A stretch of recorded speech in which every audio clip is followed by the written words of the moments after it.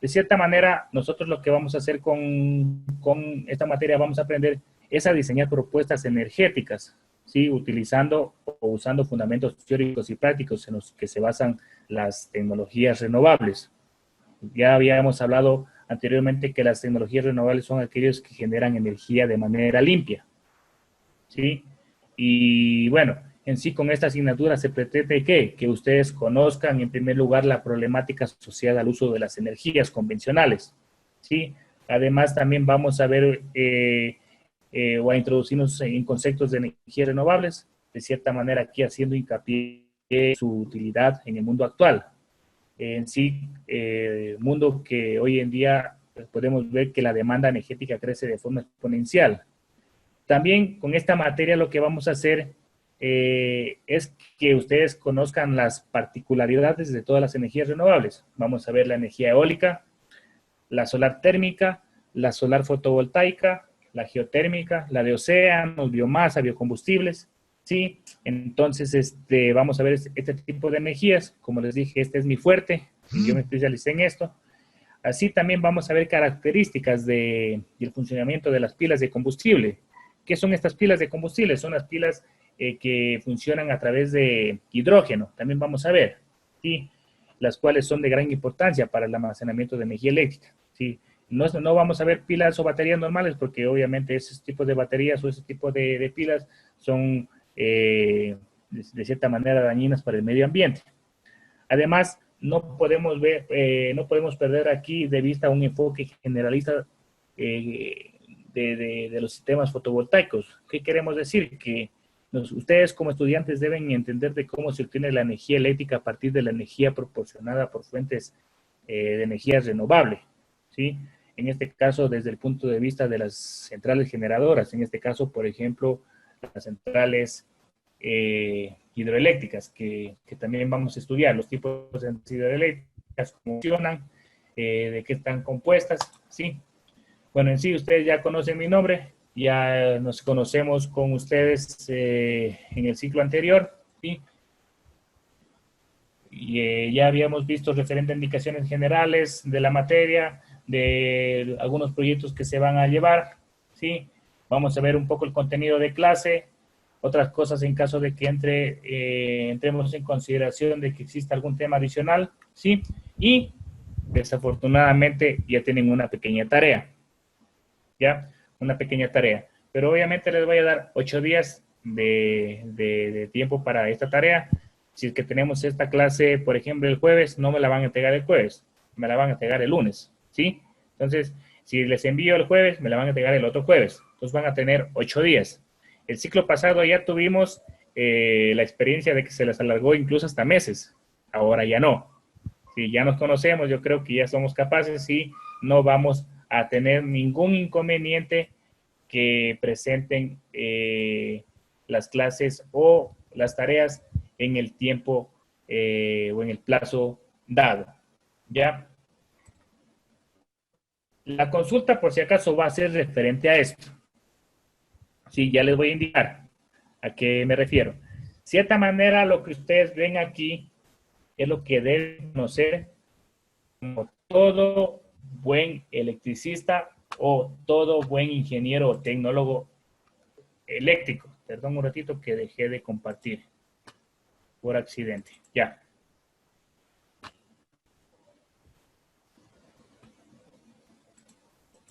Esperemos un ratito. Ya. Ya se le está visualizando. Lo que tenemos aquí en realidad es el Sistema Nacional Interconectado del Ecuador. ¿Sí? ¿Conformado por quién? Por un anillo central. Si se dan cuenta que hay una parte central o hay una especie de anillo, ¿sí? Te hago una pregunta, Giovanni, ¿por qué crees que está ese anillo ahí? ¿O está una forma de anillo aquí? ¿Por qué crees que el Sistema Nacional Interconectado del Ecuador aquí forma una especie de anillo y después de ese anillo se forman una serie de ramificaciones? ¿Sí puedes ver? ¿Por qué? Giovanni, tal vez se te ocurre por qué tenemos este Sistema Nacional Interconectado en forma de anillo. Giovanni, ¿está por ahí? Perdón un ratito para ver, creo que se salió. Ya. Jorge Montero. ¿Sí me escucha? Sí, Ya te escucho, Giovanni, ya te escucho. ¿Por qué Ya, crees que, sí, sí me entendiste la pregunta? sí. ¿Por qué crees que el Sistema Nacional Interconectado tiene esa configuración de conexión? Si nos damos cuenta, si te das cuenta que tenemos un pequeño círculo aquí, ¿no es cierto? Sí, Sí. Y todo sale con una ramificación de aquí, unas pequeñas ramificaciones. ¿Por qué crees que tenemos este sistema así? el anillo ahí. Me Sí, imagino que ahí es como quien dice, la base o la fuente donde sale podría ser, por ejemplo, las hidroeléctricas, o la fuente donde correcto. la matriz de las energías, de la energía. Correcto. De cierta manera lo que tú dices tienes razón. Por aquí se encuentra Paute, ya. Por Exacto. aquí se encuentra, por ejemplo, Agoyán, sí. Por acá se Ya. encuentra Marcel Laneado de Win, se llama, una central hidroeléctrica. Por acá también ya se encuentra, de cierta manera, demás centrales hidroeléctricas de gran envergadura, sí. Entonces se dan cuenta que este anillo está estructurado de tal manera de que encierra o cubre todas las centrales hidroeléctricas, sí. Entonces, en sí, el Sistema Nacional Interconectado es este conjunto de anillo, o es un anillo, de tal forma que a partir de este anillo se va a distribuir a las demás provincias y ciudades. ¿Sí se dan cuenta que aquí a Loja viene directamente desde Cuenca? ¿Sí? Desde Cuenca. Viene desde Cuenca de la Suay y viene a Loja. Y de Loja le reparte recién a Zamora. De Cuenca le da incluso más arriba a Morona, Santiago. ¿Sí? Más o menos por Riobamba, por Ambato, le da a Altena, a Pastaza, al Puyo. ¿Sí? Entonces, esta configuración que tenemos aquí del Sistema Nacional Interconectado es porque por la ubicación estratégica de las centrales hidroeléctricas. ¿Sí?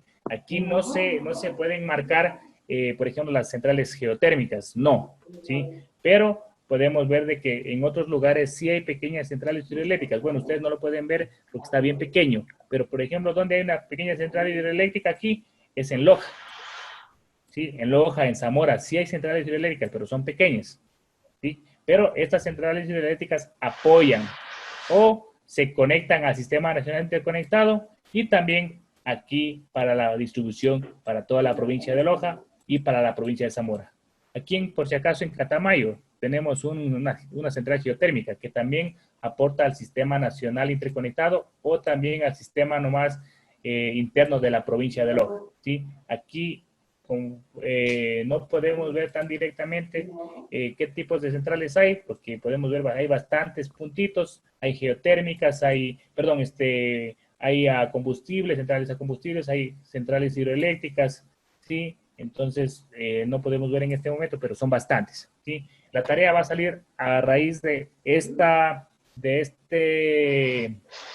lámina, ¿sí? Es una tarea no tan complicada, yo ya les voy a dar una pauta de dónde buscar, ¿sí? Es referente al estado actual del sistema eléctrico ecuatoriano. La tarea, por si acaso, yo en la parte última de la lámina ya se les va a reflejar. Es referente al estado actual del sistema eléctrico ecuatoriano, ¿sí? El estado actual está max, por lo mínimo, desde el 2018 hasta el 2020. Por ejemplo, pueden buscar información mínimo del 2018. Hay 2018, 2019 y 2020. El estado actual del sistema eléctrico ecuatoriano. ¿Y cuál es el estado actual? Si lo saben buscar, les va a salir 2 o 3 cuadritos que del sistema eléctrico ecuatoriano está apoyado por centrales hidroeléctricas que aportan el tanto por ciento. Centrales eólicas aportan el tanto por ciento. Centrales de cogeneración aportan el tanto por ciento. Ese es el deber.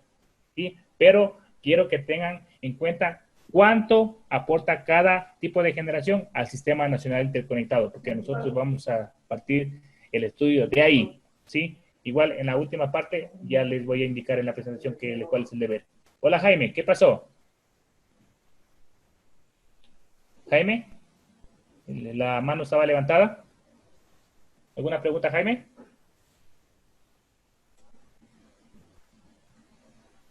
Jaime, ¿alguna pregunta? Creo que no se conecta. Tenía problemas en la conexión. Bueno,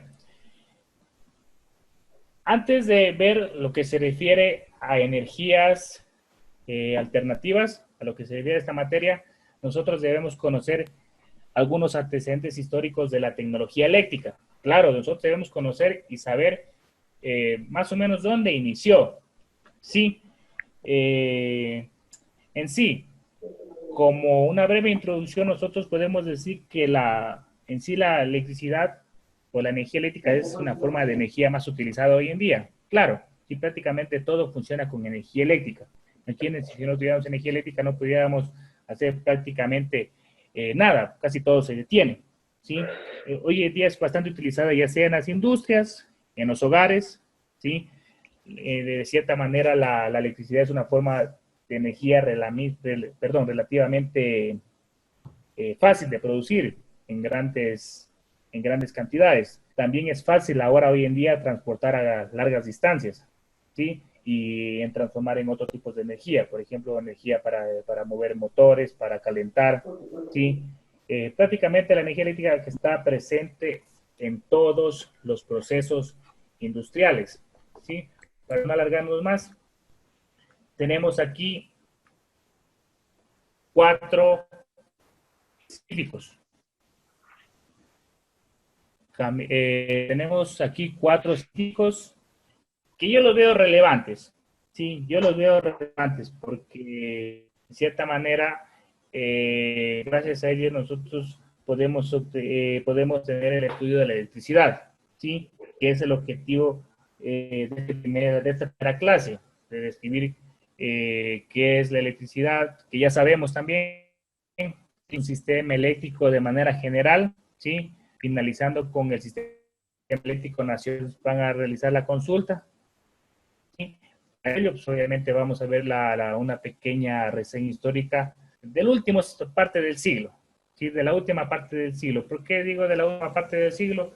Porque de cierta manera, desde más o menos los años 1800, gracias a la revolución industrial, existió un avance exponencial, sobre todo en la tecnología eléctrica.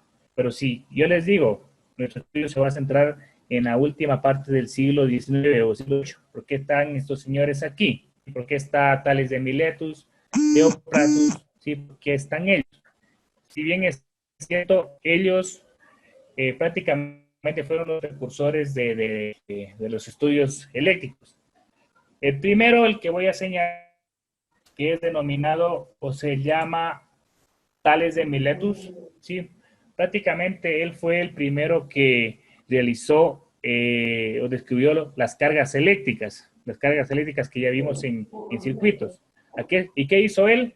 No sé si recuerdan en el colegio en física, él realizó el frotamiento de un material ámbar, ¿sí? Sobre su cabello, sobre su piel, y pudo atraer objetos, ¿sí?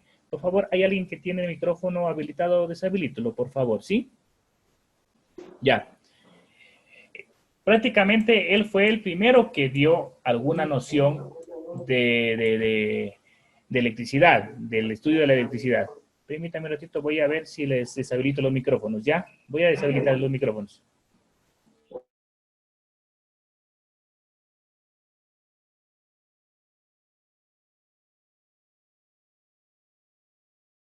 Ya.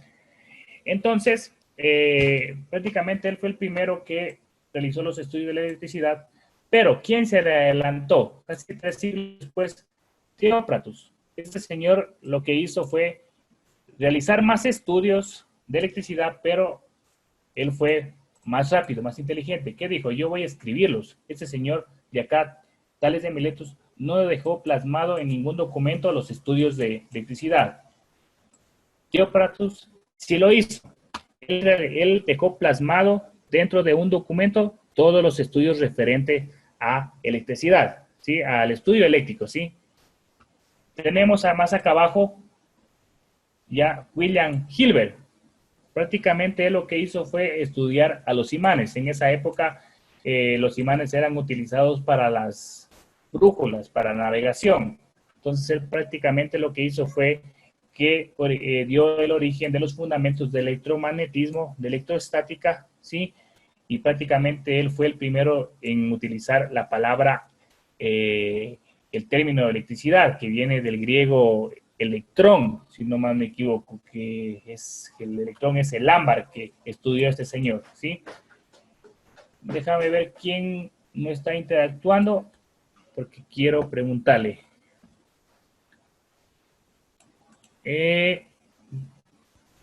Víctor. Víctor, tenemos un ratito, don Víctor. ¿Sí me escuchas, don Víctor? Yo ya le habilito. Don Víctor. Sí, dígame, Liz. Te hago una pregunta. ¿Por qué Dígame. hay estas fechas de esta manera? ¿Y por qué hay estas fechas de esta manera? ¿A qué voy? Tenemos que ese señor nació en el 630 y murió en el 550, pero aquí nació en el 1544 y murió en 1603. ¿Por qué esta variación de fecha, o de años, perdón? ¿Por qué crees que existe esta variación de años? Fíjate bien, tenemos que nació en el año 630 y murió en el 550. Y aquí que nació en el año 554, perdón, 1544 y murió en el año de 1603. ¿Tú qué crees que hay esa diferencia? ¿O hay esa manera de contar los años? ¿Por qué hay esa diferencia de los dos? ¿Se te ocurre? Porque una es antes de Cristo y la otra no. Ya, pero ¿qué tiene que ver eso? O sea que es un siglo más anterior que la de William Hilbert. No, son muchos siglos más anteriores, no un siglo, son muchos siglos. Son más de 6, 7, 8, 9, 10, casi 16 siglos, más siglos. ¿Por qué creen? ¿Por qué? Si bien es cierto, yo dibujo aquí una recta numérica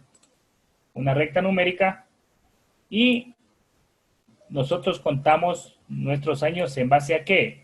Al nacimiento de Cristo, que aparentemente nació en el año 0.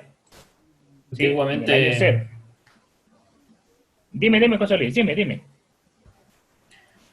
antes de Cristo los años se contaban de mayor a menor, por eso está de 630 a 550. Correcto. Antes de Cristo los años se contaban así. Ya 630 estaba por aquí y 550 estaba por acá. Pero como ya nació Cristo, ya tenemos ya el nacimiento de Cristo en el año 0, que comenzó a contar 1, 2, 3, 4, 5, 6, 7, 8, 9, 10. Es decir, nació en el año 1 y murió en el año 45. ¿Sí? Antiguamente se contaba así. Antes de Cristo se contaba hacia atrás y después de Cristo prácticamente lo que tenemos hoy en día. ¿Sí? La configuración que tenemos hoy en día. ¿Ya? Tenemos el último científico que se llama Benjamin Franklin. A aquellos se les va a hacer conocido, sí, fue uno de los presidentes de Estados Unidos. ¿El qué hizo? Demostró en sí la naturaleza de los rayos. ¿Qué quiere decir? Que desarrolló en base a una cometa la teoría de la electricidad, que la electricidad es un fluido, ¿sí? Que fluye, ¿sí? Que existe, que es un fluido que existe en la materia, ¿sí? Y su flujo prácticamente se debe a ¿qué? Al exceso o defecto de la misma materia, ¿sí? Entonces, él prácticamente inventó el pararrayos. Vino el rayo, ¿sí? A través de un hilo mojado y lo encerró dentro de un recipiente en una llave de cobre y no le afectó a él. ¿Por qué? Porque el rayo vino y se plasmó directamente al lugar donde le ofrece menos resistencia. ¿Y cuál es el mejor conductor que tenemos? Más disponible es una llave de cobre. Y prácticamente él realizó o inventó el pararrayos. ¿Sí? Ya nos vamos más adelante. Sí, este señor inventó el dínamo. Sí, prácticamente lo que hizo fue inventar el dínamo. El dínamo ya lo hemos utilizado, ¿sí? En las bicicletas. Sí, este dínamo es un dispositivo que me permite la generación de energía eléctrica de manera continua o de forma continua, no alterna, ¿sí? El dínamo nosotros utilizábamos los que teníamos de las bicicletas, o bueno, yo tenía antes la bicicleta y Al momento de girar, ustedes saben, este cabezal, ¿sí? Giraba el imán polarizado sobre una bobina y al girar generaba flujo de electrones a través de esta bobina. ¿Sí? Se producía aquí la famosa ley de Lenz. ¿Sí? Al momento de girar se producía energía en corriente continua y podíamos nosotros encender este foquito. ¿Sí? Ese es el famoso dínamo. ¿Sí? Hay que tomar en cuenta que aquí lo que nos está indicando, déjame ver que no lo veo muy bien en la presentación, ¿sí? Sustituyendo a las pilas utilizadas hasta ese entonces, que fueron inventadas por Alejandro Volta. Sí, miren, en 1800 se la inventó, pero ¿por qué yo no le tomo énfasis a las baterías? Porque nosotros esta materia está basada en base a energías alternativas. Sí, la batería, recuerden, tenemos una batería, la botamos en un río y prácticamente acabamos parte del río por producto de la contaminación que produce el ácido de las baterías. ¿Sí? Entonces, prácticamente este señor fue lo que construyó un tipo de motor, ¿sí? El famoso dínamo, ¿sí? Para poder generar energía eléctrica. Sí, es cierto, nosotros aquí nos estamos saltando bastante en la historia. ¿Por qué? Porque estamos tomando en cuenta de cierta manera, los inventos más importantes. Si nos quedáramos revisando cada uno, hasta nos pasáramos toda la noche, porque de cierta manera dentro de estos procesos del tiempo que ha pasado, vamos a encontrar más inventos, ¿ya? A algunos se les va a hacer conocido este término o este lugar, ¿sí? La calle Pearl, en Nueva York. Cuando ustedes revisaron o estudiaron o se realizó la tarea, creo, de la Guerra de las Corrientes, ¿sí? Más o menos por los años 1800, ¿sí? 1800 o 1880, por ahí, ¿sí? Thomas Edison fue la primera persona que iluminó una calle o un lugar con bombillas, ¿sí? Prácticamente lo que construyó fue un alumbrado público, ¿sí? ¿En dónde fue el primer sistema de alumbrado público? En la calle Pearl de Nueva York. Hoy en día incluso es bastante visitado por la historia, obviamente. Sí, fue el primer lugar en el mundo que se iluminó, ¿sí? Cierta manera, los estándares de hoy en día que tenemos de la electricidad es referente o gracias a estos señores. Se me ocurre Nixon Wallan. ¿Por qué es gracias a estos señores? ¿Recuerdas el video o la tarea que se les envió el ciclo pasado? ¿Por qué el estándar eléctrico que tenemos hoy en día se debe a estos dos señores? ¿Por qué? ¿Recuerdas del video Las Guerras de las Corrientes? Sí, ingeniero. O sea, me supongo por lo que los dos fueron los primeros que comenzaron a investigar sobre la energía. Ya. Y hubo una dura rivalidad entre los dos. ¿Por qué? Tomás, porque el uno decía que la corriente, o sea, Edison decía que la corriente alterna es muy, muy potente y demasiado peligrosa. ¿Ya? Y Tesla le decía que esa corriente podría llegar a una distancia mucho más mayor que la corriente continua. Ya, sí recuerdas entonces. Ciertamente, esta problemática o este fenómeno que se dio más o menos por los años 1880, ¿sí? Igual, en esta época se creó el transformador y el transformador que no utilizó Nikola Tesla, ¿ya? Nikola Tesla, ¿sí? De cierta manera, gracias a estos dos personajes, es lo que tenemos hoy en día el estándar de electricidad. Si bien es cierto, nosotros sí utilizamos corriente continua, seguimos utilizando corriente continua en nuestro computador, en nuestros celulares, sí lo seguimos haciendo, ¿sí? Pero la forma más prioritaria o la forma más adecuada para transformar energía eléctrica a largas distancias se dio, ¿sí? En base a la corriente alterna, ¿sí? ¿Cuál es el problema? ¿Te acuerdas, José Luis, qué problema tuvimos últimamente cuando estuvimos tratando de conectar cámaras con este señor? ¿Te acuerdas? ¿Cuál era? Explícanos. Te habilito el audio. José Luis. Déjame ver, José Luis Quesada. Espérame un ratito. No, no te tengo, José Luis, por aquí. ¿Puedes habilitar el audio? A ver, ya está. Igual has alzado la mano. Ya, escucha. ¿Te acuerdas, José Luis, qué problema tuvimos con la corriente continua al momento de instalación de cámaras de seguridad?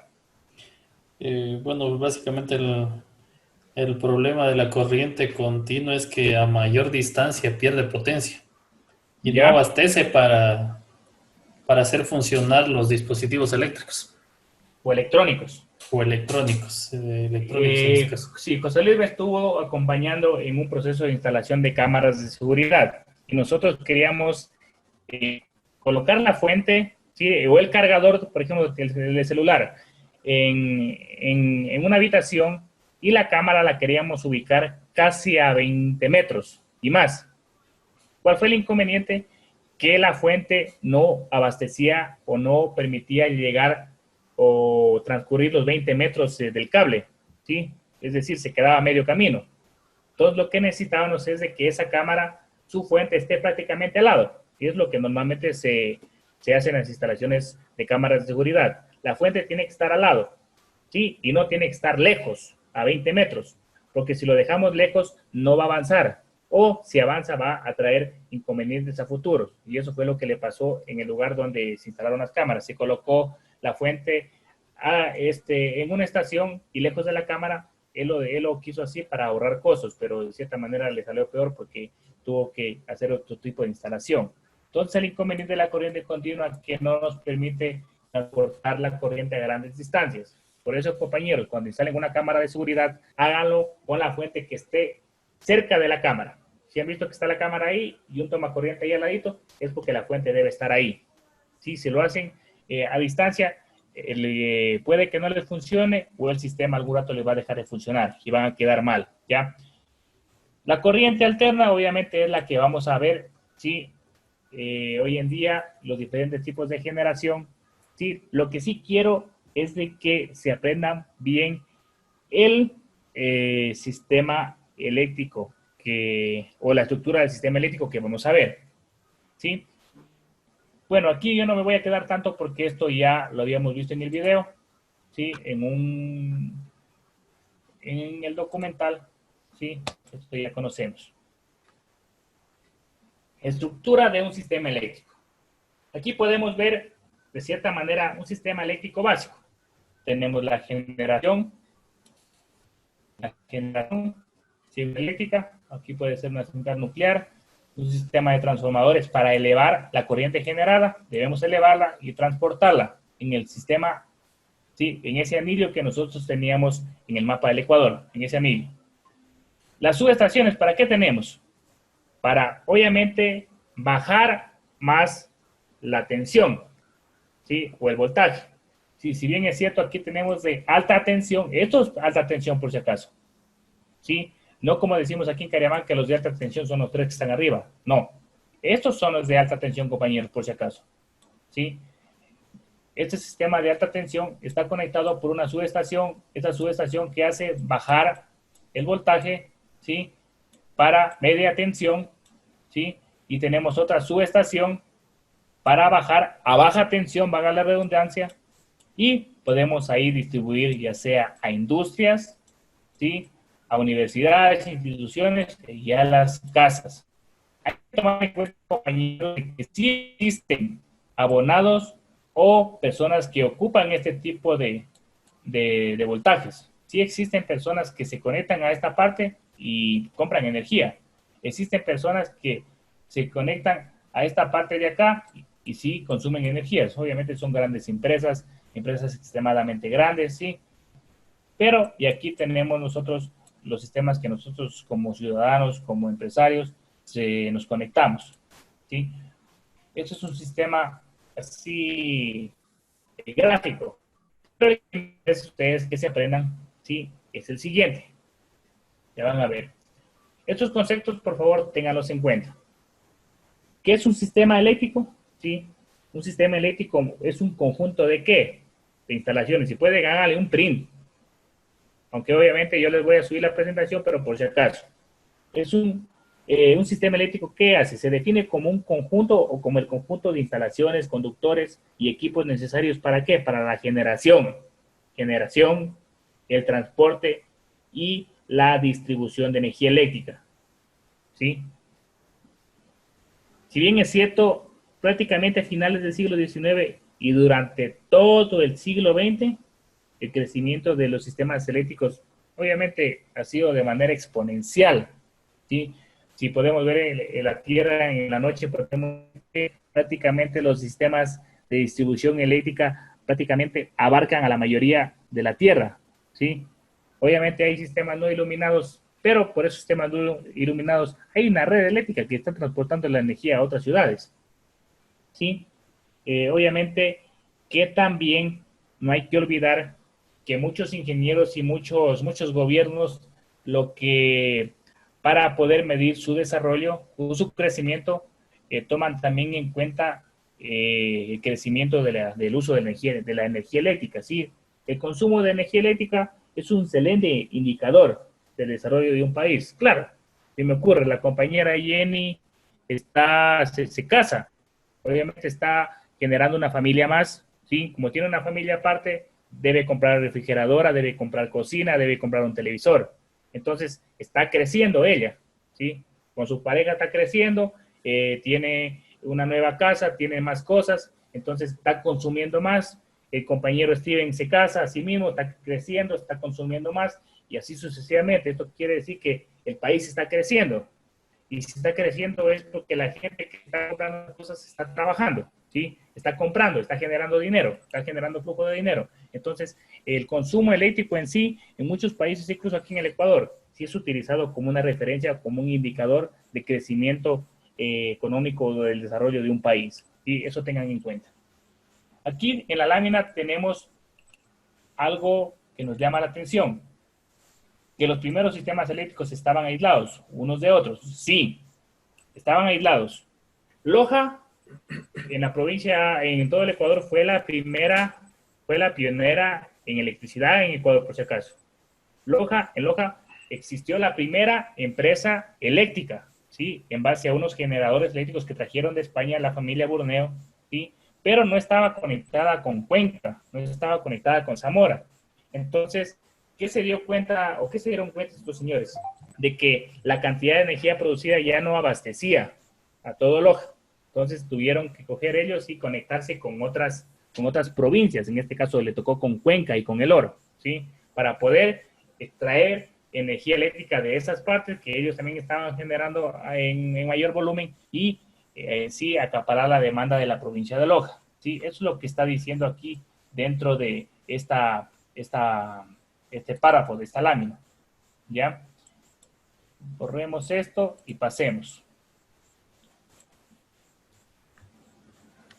A ver, señores, esta parte quiero que tengan en cuenta y ustedes como tecnólogos eléctricos deben saber esta nomenclatura, ¿sí? Para poder nosotros describir, ¿sí? Un sistema eléctrico, ¿sí? Vamos a mostrar el siguiente esquema, ¿sí? Esta nomenclatura se la ve o es casi utilizada normalmente en muchas empresas, en muchos países, y nosotros la vamos a utilizar por si acaso. Tenemos esta parte, ¿sí? Que se llama centrales eléctricas, ¿sí? Recuerden, estamos viendo el esquema de la estructura de un sistema eléctrico actual, ya sea de generación, transporte y distribución de energía eléctrica, ¿sí? El esquema vamos a ver. Tenemos las centrales eléctricas. Más abajo, ¿qué vamos a ver? Vamos a ver, ¿sí? Vamos a ver la red de transporte en alta tensión, ¿sí? Miren, aquí la alta tensión es por si acaso 400 a 110 kilovatios. Es decir, yo tengo aquí mi calculadora. 400 por 1000. Es decir, 400.000 voltios. ¿Sí? Eso es alta tensión. Alta tensión no es lo que está aquí afuera de mi casa, los 3 cables de arriba. Esto es alta tensión, ¿sí? Para que quede claro en eso, porque muchos confundimos. No, me cogió la alta tensión. Eso no es alta tensión. Si te coge alta tensión, ni siquiera te das cuenta que te cogió o tuviste una descarga. Te mueres instantáneamente.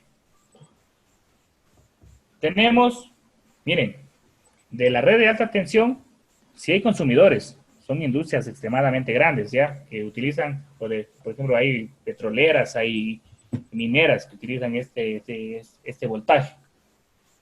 Tenemos más abajo, alguien se va a preguntar, ¿y esas bolitas qué son? Que están un poco extrañas ahí, y que si nos damos la vuelta le vemos otro ángulo, ¿sí? Estas dos círculos que están contiguos son las famosas subestaciones, ¿sí? Acá arriba ya tenemos una subestación. Más arriba, sí, perdón un ratito que no ve el cursor, ya tenemos una subestación, ¿sí? ¿Se acuerdan para qué era esta subestación? Era para elevar la corriente generada en la central hidroeléctrica. ¿Para qué la elevaba? Para reducir las pérdidas, ¿sí? La elevaba y la enviaba a la red de transporte de alta tensión. De aquí de la red de transporte de alta tensión, voy y la integro a la red de consumidores de alta tensión, ¿sí? Para darles a aquellos que necesitan este tipo de voltaje, o si no, me toca enviarla a una subestación. ¿Para qué es esta subestación? Ya lo habíamos comentado. Es para bajar aún más el voltaje, ¿sí? Tenemos ahora un voltaje o una red de transporte distribuido en media tensión o en MT, malladas. ¿Qué quiere decir? Ya tiene bastante ramificación. La red de transporte de media tensión ya son de 66 a 1 kilovatio. Es decir, tengo mi calculadora aquí, multiplico 66 por 1000, es un voltaje de 66.000 voltios. Nos mata. Nos mata. Este voltaje, por ejemplo, nos vamos al medio rural y vemos esos cables que vienen desde Loja para acá y nos acercamos a un poste y lo escuchamos así, nos acercamos el oído, sentimos que vibra y se escucha que vibra, así como un motor, vibra, ¿sí? Es producto del transporte de este tipo de energía. Imagínense si en este tipo de energía escuchamos que vibra, esto de acá aún suena más, ¿sí? Este tipo de redes lo pueden ver cuando viajamos a Guayaquil, a Quito, por Riobamba, lo vemos en el campo abierto y son estas torres tremendas, ¿sí? Esa es la red de alta tensión, ¿sí? Y también parte del Sistema Nacional Interconectado. La red que viene desde Loja para acá, que la vemos cruzar incluso por Catamayo a la entrada de Changaimina, es esta red que vemos aquí de media tensión.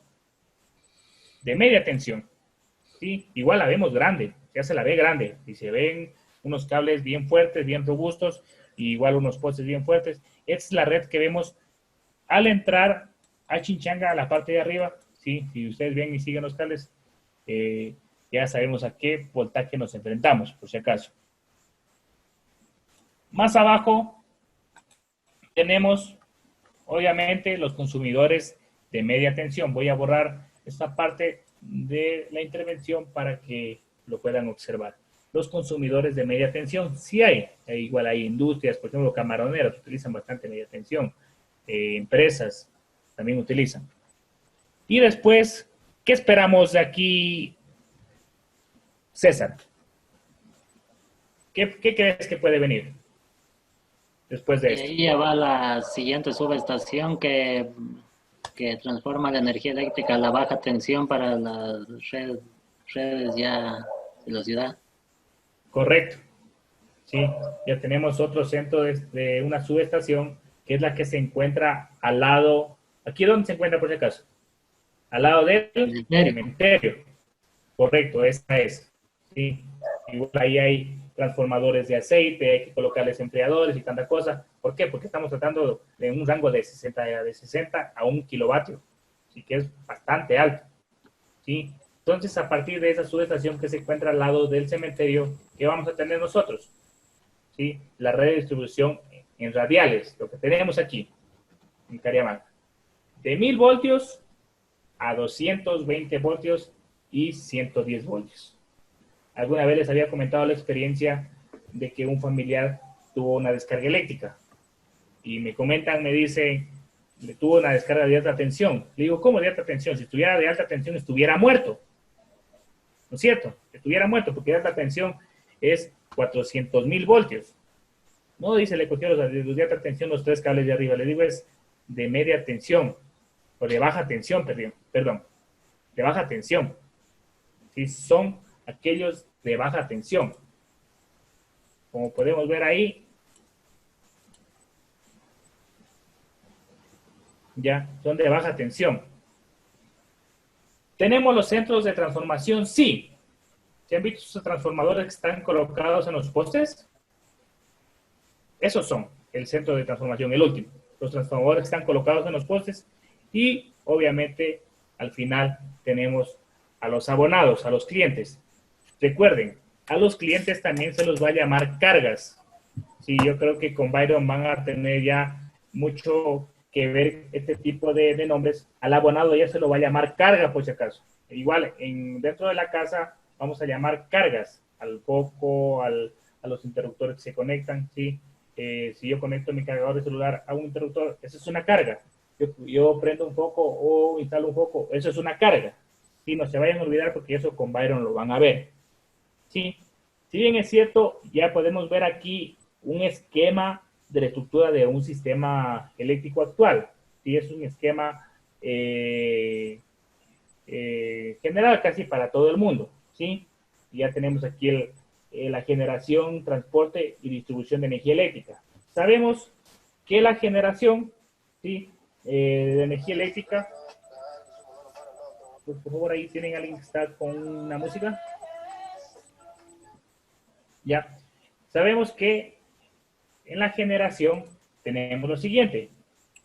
Para la generación tenemos sistemas hidráulicos, ¿sí? Tenemos sistemas hidráulicos, por ejemplo las hidroeléctricas, tenemos térmicos que utilizan combustible, diésel, carbón, las nucleares que desafortunadamente o afortunadamente aquí en Ecuador no tenemos, ¿sí? Estas son las 3 típicas formas de generación de energía eléctrica. Sí, pero alguien se va a preguntar, ¿y dónde está la eólica? Sí, hay que tomar en cuenta que estos 3 tipos son los que más aportan en un país. Son los que más aportan en un país, por eso están como principal. Pero no hay que olvidarnos y no hay que ser tampoco descuidados en dejar que existen otro tipo de generaciones. Como por ejemplo, ya lo pongo de color verde, las eólicas. ¿Cuál más me ocurre aquí, César?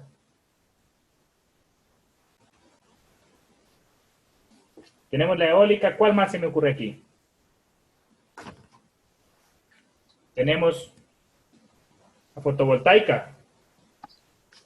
Tenemos biogás. ¿El biogás de dónde les traigo? Por ejemplo, de estiércol de vaca, de la caña. ¿Sí? Entonces, de cierta manera ya tenemos aquí cómo generamos energía eléctrica, aparentemente las centrales hidroeléctricas. ¿Sí? Tenemos otro aspecto acá abajo que nos dice que la red de alta tensión es una red geográficamente extensa. Obviamente que ya va más allá de fronteras y de países y es más allá. Sí, de cierta manera la red de alta tensión aquí en el Ecuador lo utilizamos también para poder exportar energía eléctrica a otros países, incluso para poder comprar. ¿Sí? Tenemos también, creo que ya no tenemos una cosa más. Ya, tenemos aquí obviamente la redistribución de media tensión que ya le habíamos indicado y también la de los abonados que se va a llamar las denominadas cargas. ¿Ya? ¿Alguna pregunta de estos compañeros de esta parte de acá? ¿Compañeros? ¿Alguna pregunta de esto? ¿Las nucleares en dónde las encontramos? Argentina, Brasil, Chile, creo que Venezuela quiso hacer una, pero no pudo. No, creo que sí tiene Venezuela una. Aquí en Ecuador, los técnicos nucleares son taxistas, porque no hay dónde. Por si acaso, yo conocí alguna vez en Quito un taxista que es técnico nuclear, es físico nuclear. ¿Sí? En Estados Unidos es el país que tiene más centrales nucleares. Ya habíamos explicado cómo funciona una central nuclear. No sé si nos recuerdan, prácticamente funcionaban con un componente radioactivo que me permitía calentar agua. Y esa agua se transformaba en vapor y ese vapor movía unas turbinas, ¿sí? Y generaba energía eléctrica. De cierta manera, la central nuclear la energía nuclear es una energía barata, pero desafortunadamente los desechos radiactivos son el problema, porque no sabemos qué hacer aún, no hay un protocolo de tratamiento de este tipo de energías, y de cierta manera nosotros no lo vamos a estudiar. Sí, lo que vamos a estudiar, bueno, en sí vamos a estudiar cómo funciona, eso sí, qué tiene, eso sí lo vamos a ver, pero no le vamos a dar tanto énfasis por obvias razones que no tenemos aquí, y sobre todo porque nuestra materia trata sobre las energías alternativas, eólica, fotovoltaica, biogás, mixta eólica fotovoltaica, ¿sí? Y vamos a aprender a diseñar e incluso a ver si construimos un sistema eólico, ¿sí? Matemáticamente vamos a hacerlo. Por ejemplo, se me ocurre, tengo unos 6 focos, una refrigeradora, una tostadora, un televisor, ¿sí? Y quiero colocarlo en una finca, pero no tengo una red eléctrica que llegue hasta allá. Aquí en la provincia de Loja y en Cariamanga hay lugares que no llega el suministro eléctrico y más barato sale colocar un sistema solar. Lo vamos a hacer, ¿sí? Vamos a hacer un sistema de colección de luz solar. ¿Para qué? Para calentar agua, que me faltó aquí. Sí, colectores solares. Los colectores solares son esos, más o menos funcionan como los hornos solares. Captan calor y calientan el agua en este caso, ¿sí? Las térmicas, como la que tenemos en Catamayo, y que funciona en base a diésel, ¿sí? O quema de combustibles, que obviamente son un tipo de energía cara, porque estás quemando, ¿sí? La hidroeléctrica y la generación a través de la caída de agua, ¿sí? Energía potencial y energía cinética. Energía potencial, cuando el agua está embalsamada, está en un embalse, y cinética cuando cae. Y eso y lo van a ver ahora en física, por si acaso. Y las fórmulas que vimos en física, que vimos el ciclo pasado, lo van a ver ahora, ¿sí? La relación de la energía en las diversas fórmulas que vimos y cómo se realiza la transformación de la energía en trabajo, ¿sí? Si no recuerdan esas fórmulas, lo van a utilizar por si acaso este año, ¿sí? Por si acaso, por favor, esta red, ¿sí? O este esquema, sí les voy a tomar en algún rato, ¿sí? Ustedes, por ejemplo, este tipo de red nos lo tomaron alguna vez en empresa eléctrica como prueba. ¿Cómo se conforma el Sistema Nacional Interconectado? O un sistema básico interconectado, o una red eléctrica nacional. Ya, entonces comienzo a hacerlo así. Y no está difícil. Centrales hidroeléctricas, red de transporte de alta tensión, 400.000 a 110.000 voltios. Tenemos consumidores de alta tensión. Es fácil. Alta tensión, media tensión y baja tensión. En cada uno, obviamente, debe existir ¿qué? Debe existir una subestación. ¿La subestación para qué es? Para bajar, regular, filtrar nuestra corriente, ¿sí? Y también, obviamente, la subestación me ayuda también a distribuir de aquí. No podemos olvidarnos eso, que la subestación, además de bajar o subir voltajes, me ayuda a distribuir. Por eso este señor de aquí, que está en la central hidroeléctrica, me ayuda a distribuir. Cuando vamos si es posible, vamos a visitar una central hidroeléctrica, lo que más va a sobresalir es este señor, la subestación, que va a estar al lado o cerca, ¿sí? Porque la central hidroeléctrica, por ejemplo, va a estar debajo del suelo, va a estar dentro de una pared de concreto, no la vamos a ver. Esta va a ser primero lo evidente. Por eso, por ejemplo, en la central eólica Villonaco, subiendo a la central, vamos a ver abajo una subestación, ¿sí? De tal forma de que esa subestación se conecta al sistema provincial o el sistema de la provincia de electricidad y le reparte la energía a Loja, ¿sí? Todo sistema debe tener, obviamente, todo sistema masivo de electricidad o de producción masiva de electricidad debe tener un sistema de subestación para poder elevar o bajar o filtrar o distribuir la energía eléctrica, ¿sí? Para eso funcionan las subestaciones. Yo ya les di en sí un concepto de subestación, ¿sí? ¿Alguna otra pregunta? Ya. para no hacernos tan de noche, y para terminar, permítame un ratito, es el deber. Por si acaso las clases no van a ser tan largas. Ni bien nos conectamos, vamos a ser puntuales. ¿Para qué? Para que no sean pesados. Tengan en cuenta de que las clases virtuales son pesadas y si presenciales son pesadas, imagínense estar sentados en un computador y concentrados en una pantalla es pesado. ¿Sí? Entonces, la próxima clase le habíamos recomendado a los compañeros que, bueno, de cierta manera la primera clase es un poco larga por obvias razones, pero la próxima clase ya lo vamos a ver a nivel puntual. Ni bien entramos a la clase, empezamos a la clase. Salvo de que exista alguna situación que amerita analizar, lo hacemos con ustedes y después grabamos, ¿sí? Entonces, para la próxima clase no va a ser tan pesada, vamos a ir directo al grano para ahorrar recursos, para ahorrar tiempo. Pues a mí no hay ningún problema de que podemos irnos de horas, porque a mí mi sistema me permite. A los otros compañeros apenas les permite 40 minutos. ¿Ya? ¿Alguna pregunta de esto, compañeros? ¿Tal vez alguien? En este momento voy a dejar de grabar, ¿ya?